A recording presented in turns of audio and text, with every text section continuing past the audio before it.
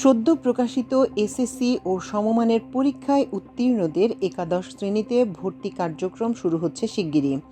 প্রতি বছর ভর্তির আগে নীতিমালা প্রণয়ন করে শিক্ষা মন্ত্রণালয়। সেই নীতিমালা অনুযায়ী ভর্তি আবেদন, শিক্ষার্থী বাছাই, চূড়ান্ত ভর্তি, ক্লাস শুরুর তারিখ নির্ধারণ করে সব কার্যক্রম সম্পন্ন করা হয়।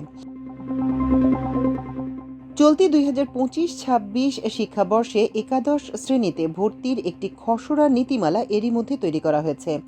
এই নীতিমালায় বেশ কিছু পরিবর্তন আসতে পারে, তবে সবচেয়ে বড় পরিবর্তন আনা হতে পারে কোটা বন্টনের ক্ষেত্রে।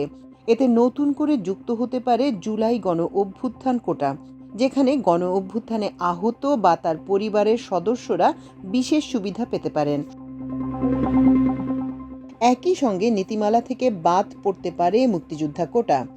স্বাধীনতা যুদ্ধের প্রায় 55 বছর পর এসে বীর মুক্তিযোদ্ধার সন্তান কোটা রাখার প্রয়োজনীয়তা নেই বলে মনে করছেন শিক্ষা প্রশাসনের কর্মকর্তারা।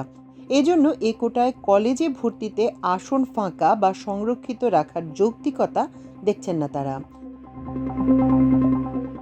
2024 সালে প্রণীত সর্বশেষ নীতিমালা অনুযায়ী একাদশ শ্রেণীতে বর্তমানে মেধা কোটায় 93% শিক্ষার্থীকে ভর্তি করানো হয়। অর্থাৎ সবার জন্য 93% আসন উন্মুক্ত, বাকি 7% বিভিন্ন কোটায় ভর্তি করানো হয়। এর মধ্যে 5% কোটা সংরক্ষিত থাকে বীর মুক্তিযোদ্ধার সন্তানদের জন্য।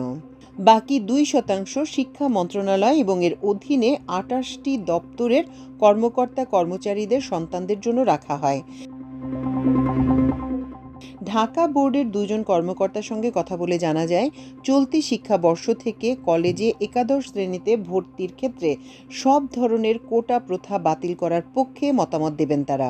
নাতি নাতনি কোটা বাতিল হওয়ার পর মুক্তিযোদ্ধার সন্তানদের জন্য একাদশ শ্রেণীতে এখন আর কোটা রাখার প্রয়োজনীয়তা নেই। তাছাড়া পোষ্য কোটা নিয়েও দীর্ঘদিন থেকে সমালোচনা রয়েছে।